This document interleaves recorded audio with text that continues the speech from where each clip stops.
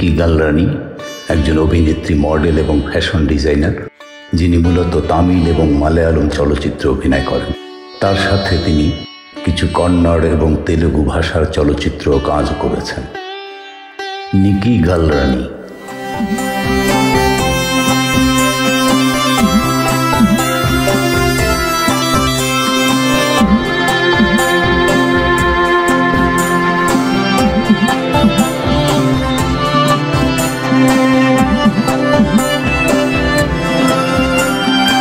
তার প্রথম বড় ব্যবসায়িক সাফল্য আসে মালায়ালম ভাষার চলচ্চিত্র 1983 সালের চলচ্চিত্র 2014 সালে যেটি মুক্তি পায়।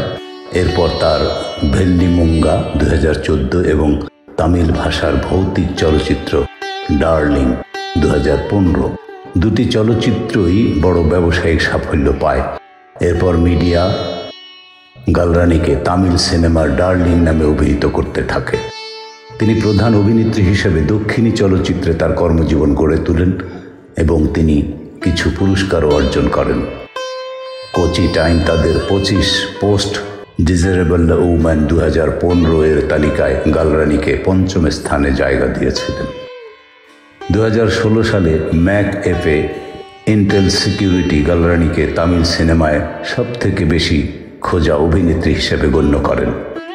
তার কিছু ব্যবসা সফল চলচ্চিত্র হল 1983 সালের চলচ্চিত্র ভেলিমুঙ্গা 2014, ডার্লিং 2015 এবং ভেলে নিউ ভান্তুট্টা ভেলাকাইরন 2016। তার চলচ্চিত্রের সাফল্য তাকে দক্ষিণী চলচ্চিত্রে শক্ত অবস্থান গড়তে সাহায্য করেছে। আইবি টাইমস গালরানিকে মালায়ালম চলচ্চিত্রের সবথেকে সফল অভিনেত্রী হিসেবে উল্লেখ করেন। প্রাথমিক জীবন এবং ব্যক্তিগত জীবন। নিকি গালরানি মনোহর গালরানি এবং রেশমা গালরানি এর ছোট মেয়ে। তার বড় বোন সঞ্জনাও একজন অভিনেত্রী।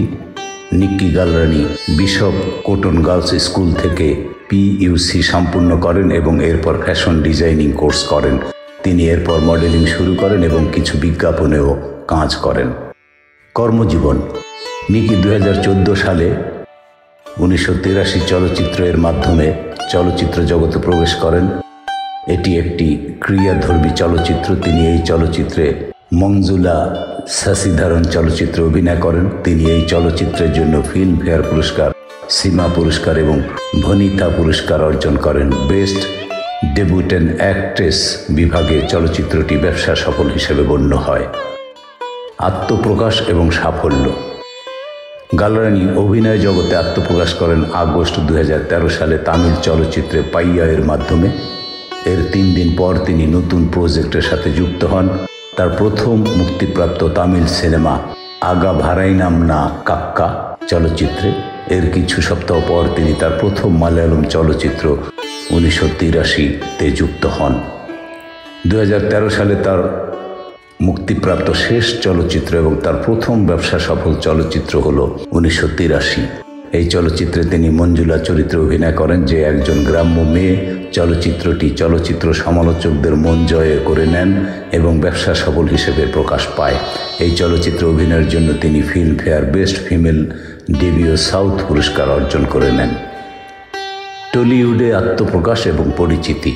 গালরানি সুরেশ গোপী এর বিপরীতে মালায়ালম চলচ্চিত্র রুদ্র সিংহাসনম চলচ্চিত্রে অভিনয় করেন। তার পরবর্তী তামিল চলচ্চিত্র কো 2 ব্যবসায়িকভাবে সফলতা লাভ করে। তাছাড়া তার দুটো তেলুগু চলচ্চিত্রই টলিউড বক্স অফিসে ভালো আয় করে। গালরানি বিষ্ণু বিশালের বিপরীতে ভেলাইনু ভেডুট্টা ভেল্লাইকরণ চলচ্চিত্রে পুলিশ অফিসার চরিত্রে অভিনয় করেন। সিনেমাটি আর্থিকভাবে সফল হয়। indiagills.com এই চলচ্চিত্রে নিকির অভিনয় সম্পর্কে বলেন, নিকি সিনেমাটির সৌন্দর্য হিসেবে আবির্ভূত হয়েছে।